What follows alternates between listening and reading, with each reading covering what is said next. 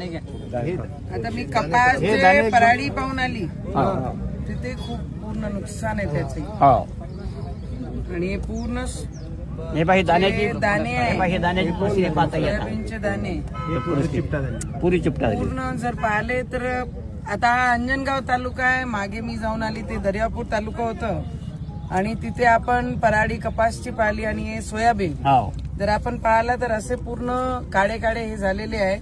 हे पाहिलं तर पूर्ण शेतात असे प्रमाणे नुकसान झालेलं आहे आणि पूर्ण अमरावती जिल्ह्यामध्ये कपास असो, सोयाबीन असो, तूर असो, उडीद असो, मूग असो, जेही आणि जे संत्र्याचा भाग आहे आमचं तिथे पूर्ण संत्रे गेलेले आहे आणि आम्ही जिल्हाधिकारी सोबत बोलून लवकरात लवकर याचे पंचनामे झाले आणि आपले इथे तर अवकाळी पाऊस ज्या प्रमाणात आहे त्याच्यापेक्षा काही पटींनी मराठवाड्यात खूप जास्त आहे आणि तिकडच्या शेतकऱ्यांना पाहून रडणंच येत आहे की कसं होईल म्हणून आता.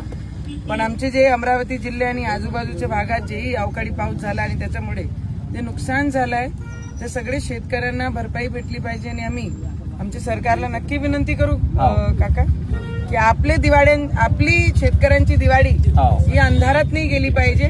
त्याच्यासाठी आपण नक्की प्रयत्न करून पण नुकसान जर पाहिलं तर काका मला सांगताय की 3 एकराला किती लागते सोयाबीनला पूर्ण खर्च 3,000 रुपये एका एकराला 6,000 रुपये एका एकराला 6,000 रुपये तयार करायचा फक्त 6,000 रुपये सोयाबीन पण 15,000 सोयाबीन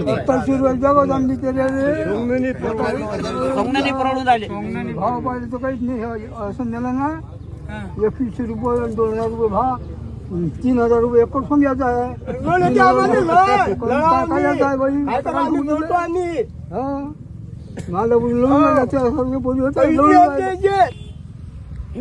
कसं होईल पैसे सरसकट मदत भेटली पाहिजे. भेटली पाहिजे.